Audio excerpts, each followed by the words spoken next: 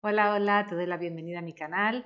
Hoy en este vídeo voy a hablar sobre la pedagogía Waldorf de infantil. En el vídeo anterior he hablado sobre la pedagogía Waldorf a nivel general, tratando de poner un poquito luz en cierta confusión que hay entre la forma y la esencia, entre la base y luego algunas distorsiones que se han ido generando y confusiones. Y lo voy a hacer desde un lugar bastante personal. La primera parte tratando un poquito de la parte histórica, de cómo se ha ido gestando ciertos asuntos y ciertas también quizá confusiones o maneras de interpretarla. Y al final de todo ya voy a tratar algo que para mí es súper importante y que de forma así tan pública hasta ahora no he hablado sobre algo que tiene que ver con la esencia de esta mirada de la pedagogía Waldorf para el primer septenio, para esa primera etapa escolar o vital, porque daría igual si el niño está, por así decir, en su familia, en su casa. Bueno, soy Tamara Chubarovsky y yo misma de alguna manera he pasado por la pedagogía Waldorf desde niña como alumna, he sido maestra, madre Waldorf, es decir, formadora en formaciones Waldorf, entonces bueno, tengo la perspectiva desde diferentes lugares y por eso también lo voy a hacer desde un lugar bastante personal. Así que bueno, arrancamos.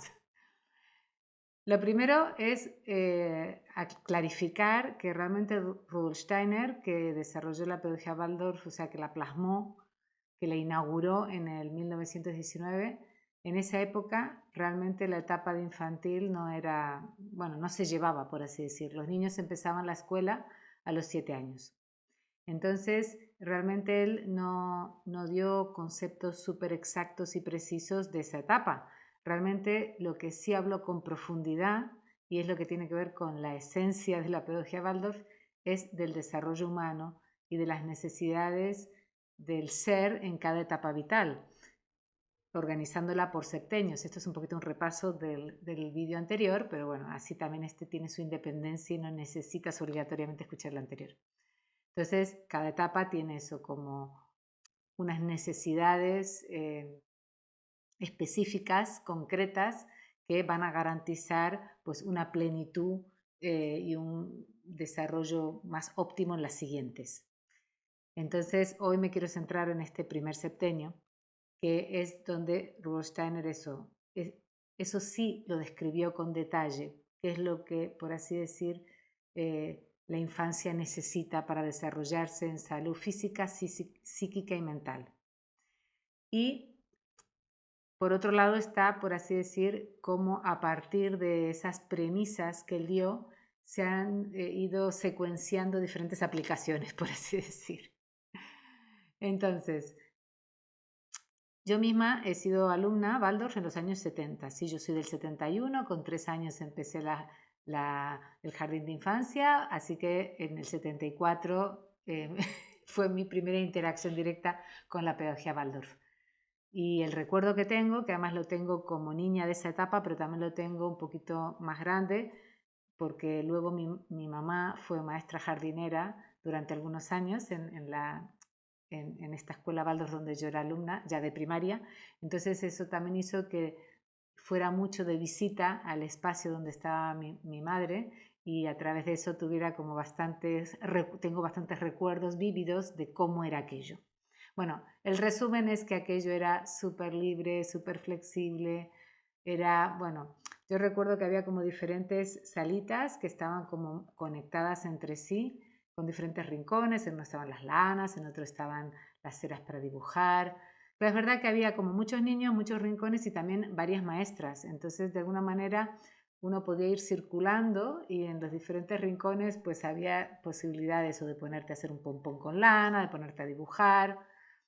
De hecho que mi mamá concretamente a ella era como de apoyo para los niños más energéticos, más enérgicos que necesitaban salir más fuera. Entonces ella pues estaba mucho fuera y hacían cosas de clavar con maderas, o sea, siempre eso me contaba mi mamá que esa era su tarea, estar, ¿no?, con estos niños así que necesitaban como un poco más de eso. En esa época, el recuerdo que tengo de mi propio jardín, de época de jardín de infancia como esta otra, Todavía no habían juegos de dedos, ni tampoco, por ejemplo, teatrillo de mesa, que son cosas que hoy día son súper populares y clásicas de la pedagogía Waldorf. Y en esa época no estaban. Es decir, son cosas que se han ido desarrollando luego y que se ha visto que eran como afines a, pero eso lo tenemos como que distinguir de la premisa que ha dado Rudolf Steiner. Sí que Rudolf Steiner dijo, y ahí sí que hay muchas indicaciones, y también en base a eso yo luego he creado las rimas con movimiento, de la importancia del movimiento, de la motricidad, del movimiento fino de los dedos, de cuidar el lenguaje, del aspecto sensorial, de cuidar los sentidos. O sea, sí que ha dado justamente las premisas de qué es lo que los niños necesitan, y a partir de ahí también se han ido afinando, por así decir, cada vez más ciertos recursos. Entonces, luego, después de esta experiencia, diríamos que por el 2001, por ahí, yo ya era mamá con niños que entraban al jardín de infancia Waldorf en el 2000, diría, aquí en España.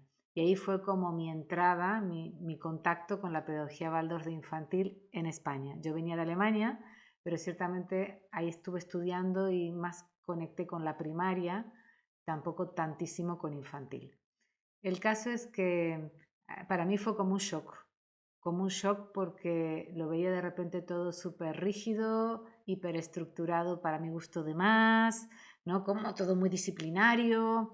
Y mi sensación era que, bueno, teniendo esas premisas básicas de esa mirada respetuosa al niño, de ese dejarle ser, de esa expansión, bueno, a mí me chocaba bastante, por lo menos la experiencia que tuve en esa época como madre, y además yo colaboraba también con la escuela, en los campamentos, es decir, que pude verla bastante también desde dentro.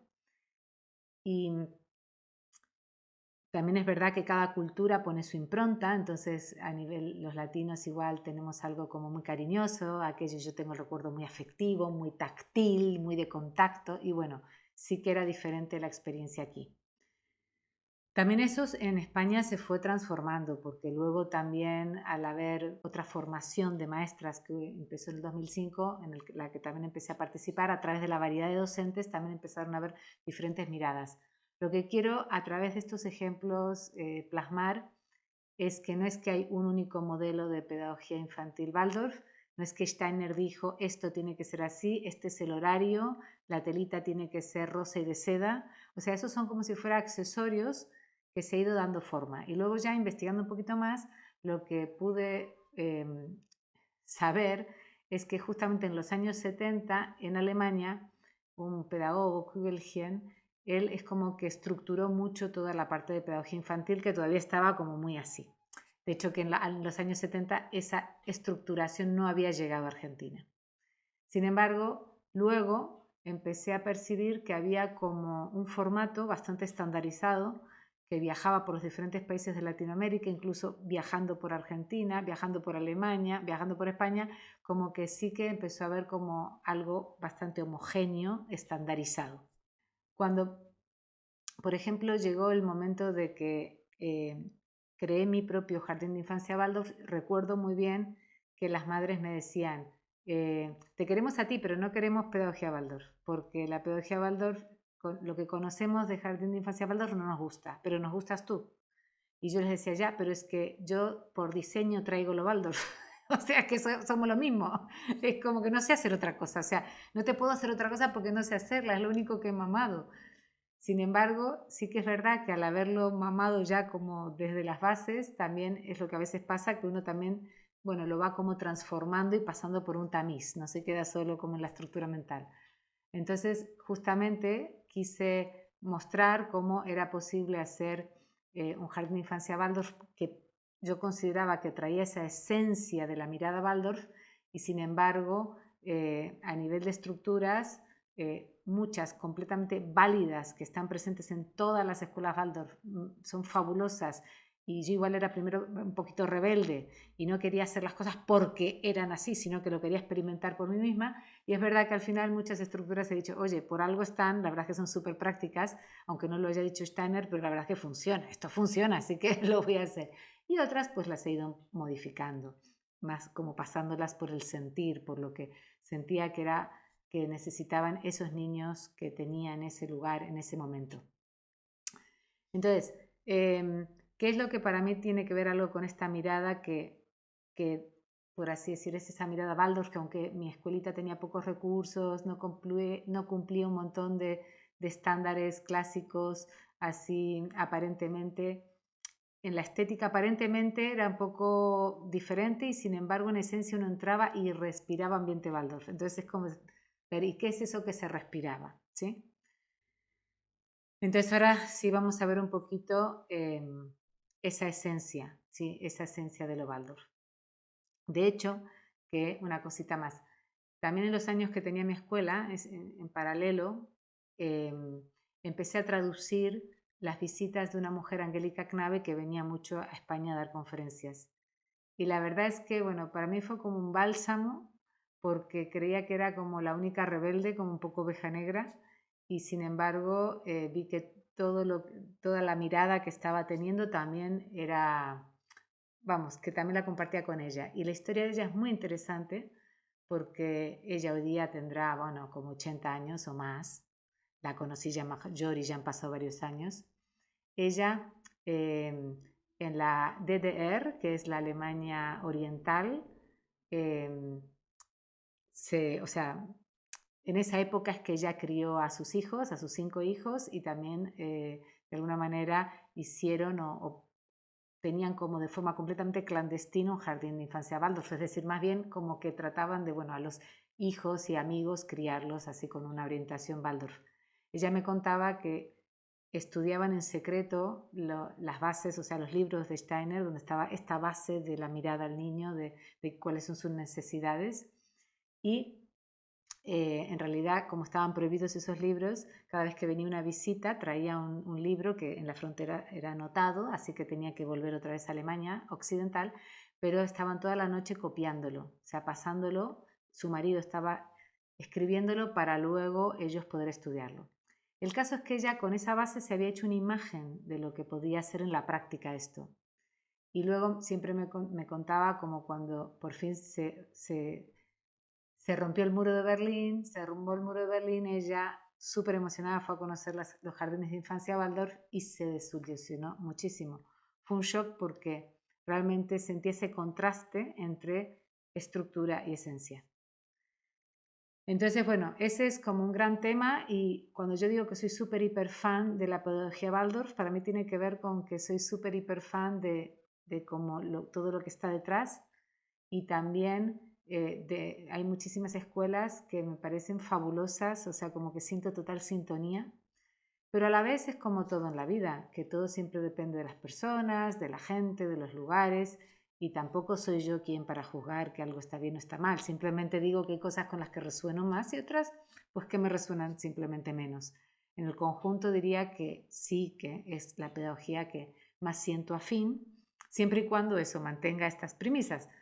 O sea, las premisas básicas, porque por ejemplo, una maestra Waldorf para mí, que por más Waldorf que sea o jardín de infancia Waldorf, si mantiene el orden a través de medidas disciplinarias o la armonía está por encima y de alguna manera con tensión mantiene esa armonía que puede llegar a ser falsa, también haciendo castigos de niños que no pueden salir al patio a jugar y cosas así. Entonces, para mí es como que son líneas rojas de, vale, tienes como si fuera la estructura Waldorf y la muñequita y la telita, pero a nivel humano, en realidad es pensar que nosotros mismos, como personas, como seres humanos, somos uno de los anclajes fundamentales o los que vamos a dar esa impronta a Waldorf. Por eso es que también, incluso estando en una escuela pública tradicional, como humano, como persona, como maestra, uno podría impregnar enormemente su aula de un aire Waldorf. Bueno, de hecho que por eso le he puesto así al curso online que ahora ya está a la venta, que justamente se llama Dale un aire Waldorf a tu aula, que ahí abajo luego tienen el enlace. Bueno, vamos entonces a algunos aspectos de esto fundamental. Retomemos lo de los 4 cuerpos constitutivos, como lo llamamos en la pedagogía Waldorf. que son este cuerpo físico, este cuerpo energético, etérico, el cuerpo astral, que sería más el emocional, y el yo, que sería lo que nos distingue de los animales, que sería esa autoconciencia, esos pensamientos, ese cuerpo mental, ese tener conciencia de sí mismo y como ese libre albedrío, capacidad de decisión. O sea, que no es que el animal no sea espiritual, tiene también muchísimas otras capas sutiles, pero diríamos que ese nivel de autoconciencia y de pensamiento, o sea, de ese córtex prefrontal tan desarrollado, es algo como puramente o sí, muy humano, característico del ser humano. Entonces, dentro de estos 4 cuerpos, también comentaba en el video anterior cómo a través de los septenios, de alguna manera vamos cada vez ahondando más o estos cuerpos se van desarrollando cada vez más. Entonces, la etapa del primer septenio, que coincide con la etapa de infantil, de educación infantil, es la etapa en la que el cuerpo físico está, que ha nacido por el canal de parto, pero diríamos que todavía el cuerpo etérico, el cuerpo energético está trabajando mucho, mucho en este cuerpo físico, es decir, que es la etapa en la que más desarrollo, más crecimiento, de hecho que vemos más sinapsis a nivel neurológico, a nivel de cerebro, es donde realmente se pone la puesta a punto a nivel del funcionamiento de los diferentes órganos. En el cerebro esto se habla mucho desde la neurociencia, neuroeducación, justamente se habla mucho de cómo es la etapa de la mayor plasticidad del cerebro y de cómo realmente a la hora de educar o de tener medidas pedagógicas, de interactuar con los niños, qué importante es tener en cuenta este cerebro en desarrollo y hacerlo de tal modo que sea óptimo.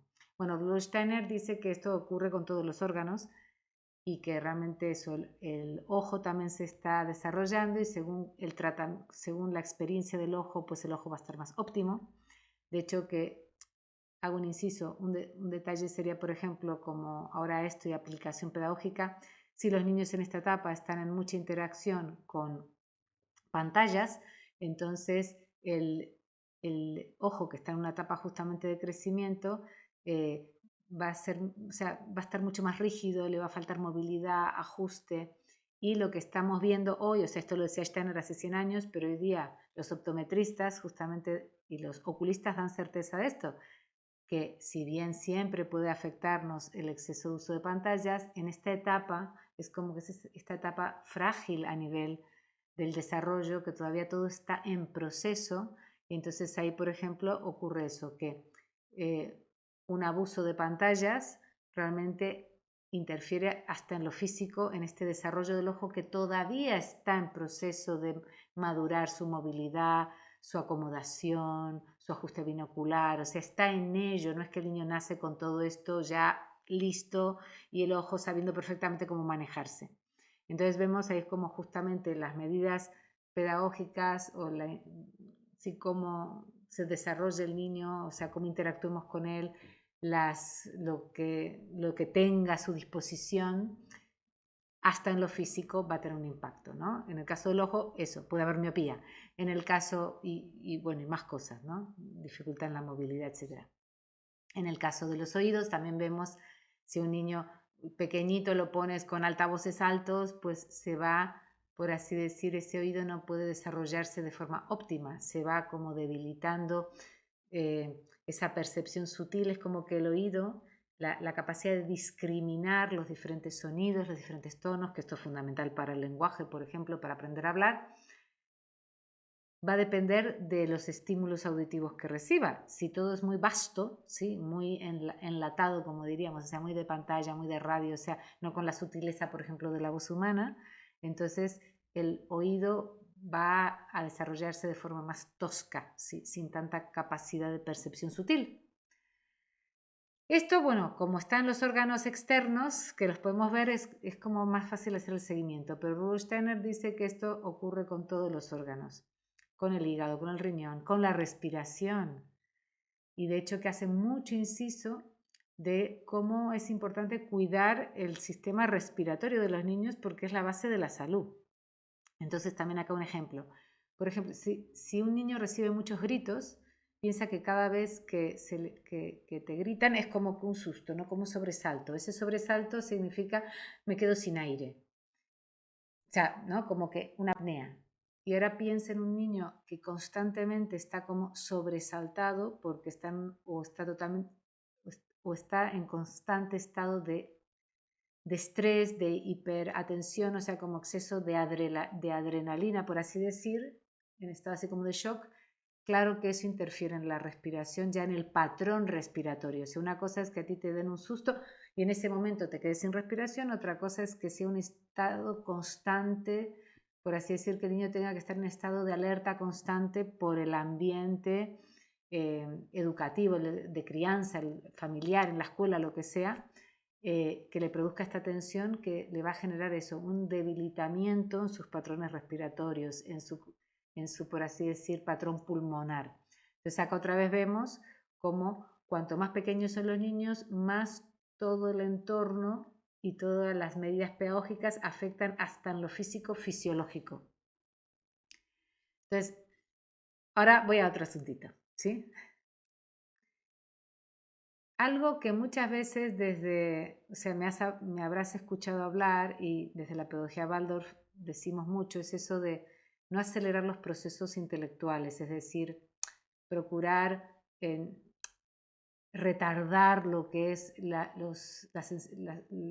enseñanza formal de la lectoescritura, de la matemática, o sea, realmente dar espacio en esa primera etapa al juego, a la interacción, a la naturaleza, al humano y no poner el foco en estos aspectos, podríamos decir más de aprendizaje cognitivo, intelectual, mental. Hay dos razones para esto. La primera razón me la habéis escuchado, o sea, si ya me vienes escuchando hace tiempo, pues ya te suena.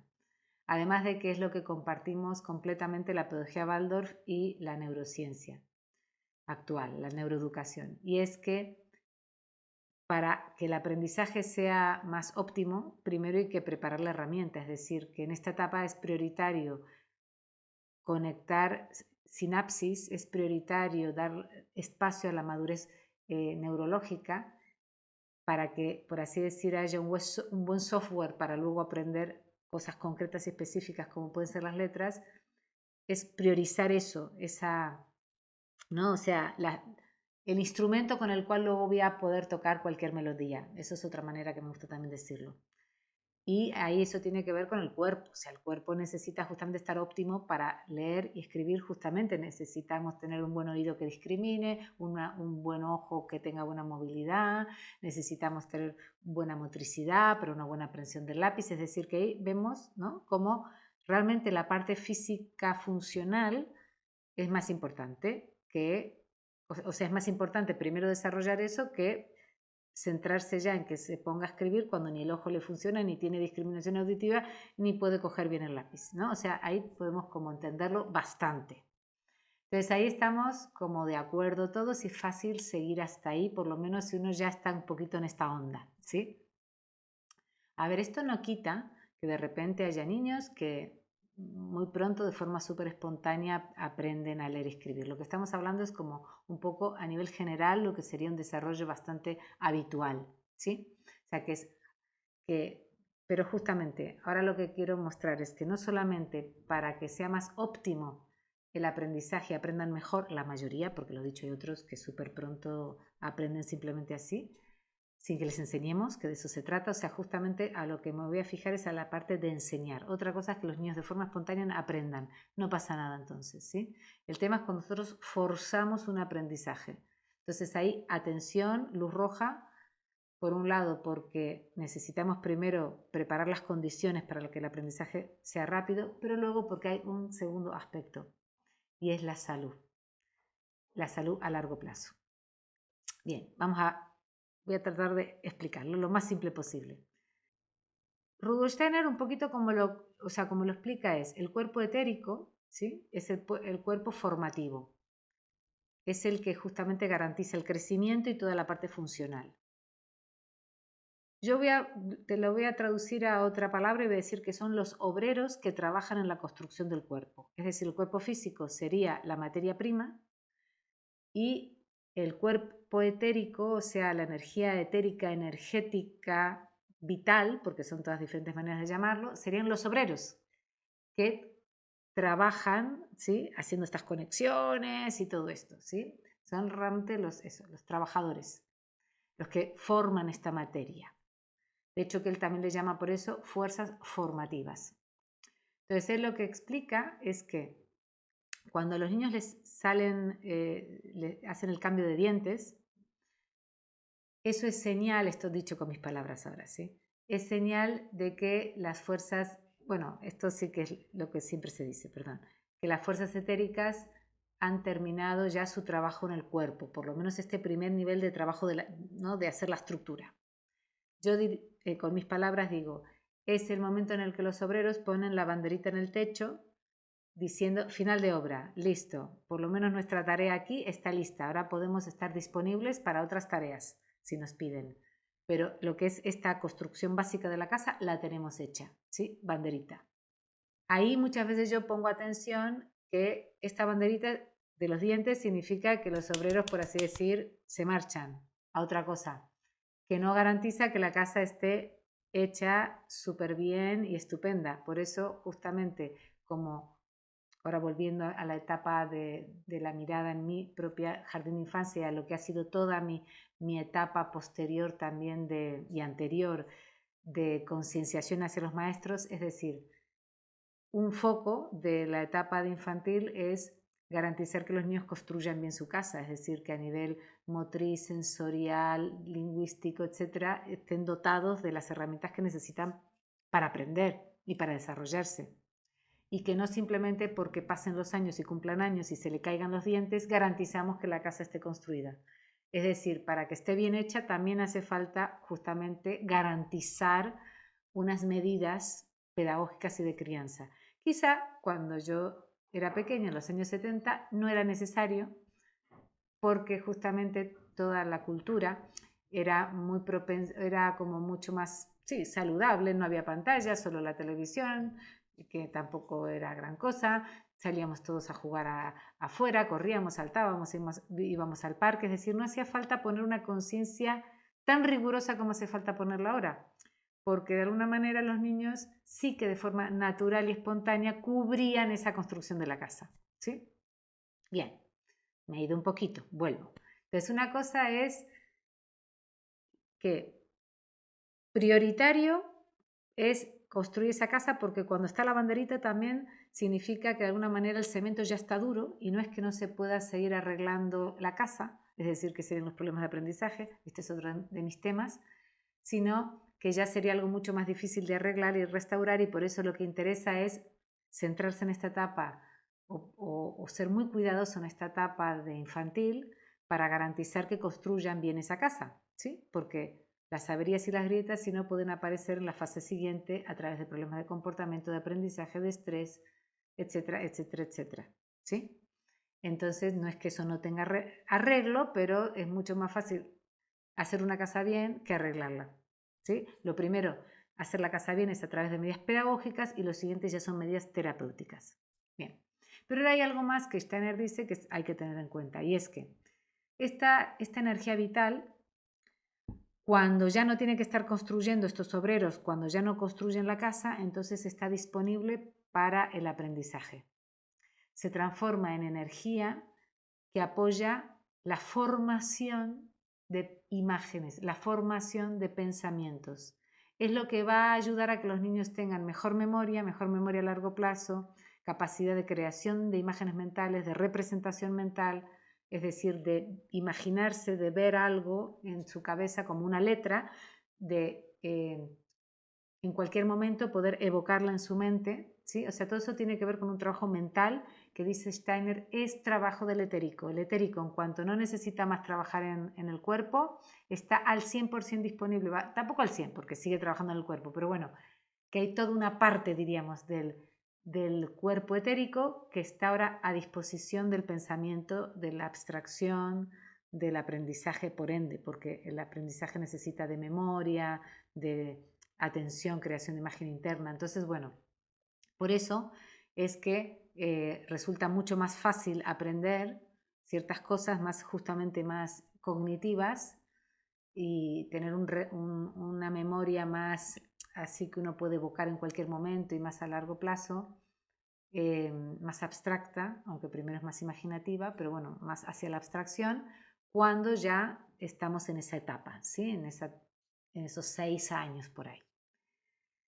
Pero ahora viene el gran asunto, el gran tema, que es esa alerta roja o ese punto de reflexión, diría, algo a reflexionar. Y es que Steiner dice, el problema de demasiado pronto exigir a los niños a nivel mental e intelectual, es decir, de forzar a los niños con 3 años a que tengan que hacer lo que yo digo y no salirse del círculo y aprender que tal número es tal número y tal letra es tal letra. El problema es que cuando exigimos, y por eso lo diferencio a lo que es el aprendizaje espontáneo, porque a veces siempre me rebaten, ya, pero mi hijo aprendió solo, vale, genial, entonces no es tema. Estoy hablando de cuando somos nosotros los que estamos ahí machacando que tiene que, ¿sí? Entonces, cuando ocurre eso, lo que se está haciendo es que estos obreros que tendrían que estar ocupándose de la construcción de la casa, se les distrae, se les despista, se les saca de su sitio y se les pide que se pongan a hacer otras cosas, como letras, números, etc. Entonces, el tema es que si los obreros se van a ocupar de esta parte mental que estoy pidiendo, desatienden los asuntos básicos que son esta parte más corporal, sensorial, que toca optimizar y madurar en esta etapa. Entonces, además de que sea menos eficaz el aprendizaje a posteriori porque la base, los cimientos quedan así un poco enclenques, ¿sí? Uno de los temas es a largo plazo la salud. Podría uno decir hoy día entenderlo también desde una debilitación del sistema inmune, porque todo desde otro lugar ahora lo estoy tratando de explicar, porque cuando hay estrés también sabemos que el estrés, por ejemplo, genera menos sinapsis neurológicas, hace que haya como bloqueos mentales. Entonces, sí que hoy día hay muchas maneras también desde lo más científico de explicarlo. Steiner ya en esa época decía que genera como un debilitamiento a nivel de la estructura orgánica, que igual en el momento no lo notamos, aunque sí que podemos observar que un niño que está saludable, que está más bien jugando, corriendo, en contacto con otros niños, con la naturaleza, le vemos como los mofletes rosaditos, en un estado de salud, de alegría, de vitalidad, y muchos niños que están horas y horas sentados haciendo fichas y que se les exige ese estar quieto, ¿no? Así disciplinario y todo dirigido, ¿no? Sin espacio para hacer, los vemos que están más pálidos o los vemos que están hiperactivos, es decir, que vemos o que están enfadados, es decir, que vemos que hay algún tipo de distorsión en su salud o que no está óptimo su bienestar físico, mental y emocional. Entonces sí que podemos ver que en esa salud física, mental y emocional ya podemos ver y podemos tener una especie de ojo de ver cuándo un niño está bien, si a simple vista, observándolo veo que está bien y por eso si está bien, y cuando vemos que si ponemos bien la mirada no está del todo bien. Pero además es pensar en este largo plazo, que igual ahora parece bien porque ya está como acostumbrado, está totalmente ya, ¿no? Como desde la guardería le han dicho lo que tenía que hacer, está totalmente sometido, ni se cuestiona, ya no es ni rebelde, ya tampoco sabe otra cosa y es un niño bueno, modosito, que nos parece que está súper bien. El tema es ese largo plazo, ¿sí? Y ahí es donde Steiner dice hay muchas enfermedades que es como que son más propensas o hay más posibilidad de que salgan si en esta infancia se sobrecargó a este etérico, a este cuerpo vital al que tiene que ver con la salud, porque es realmente el cuerpo de la salud. Entonces, si este cuerpo de la salud del cuerpo no pudo trabajar en el cuerpo, sino que lo tuvimos entretenido con otros asuntos, no pudo poner bien las bases, no solo del aprendizaje, sino también de la salud.